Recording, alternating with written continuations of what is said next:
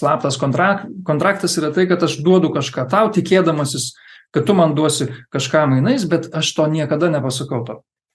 Ir aš tą jau esu viduj tą kontraktą pasirašęs, bet aš nieko tau apie tai nepasakau ir tikiuosi, kad tu man tikrai turi tą duoti, ką aš noriu, kad man duotų. Ir kai aš negaunu to, ko norėjau, aš tada susierzinu, čia antra fazė. Ir aš tada toliau trečia fazė reaguoju pasyvia agresija.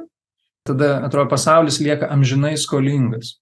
Pasaulis, kiti žmonės, nes aš visą laiką jiems labai daug duodu. Visą gyvenimą aš paskiriu ant to, kad duočiau ir visą laiką tikiuosi, kad kažką gausiu mainais, bet negavęs susierzinu ir tada pasyviai agresyviai elgiuosi.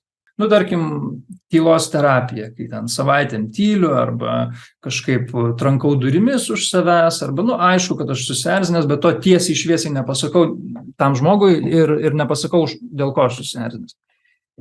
Ir tada gyvenu tokiam patyrime, kur atrodo pasaulis yra man amžinai skolingas ir vis tikiesi, kad tau kažkaip grąžins tą skolą. Ir jisai kaip negrąžina, taip negrąžina.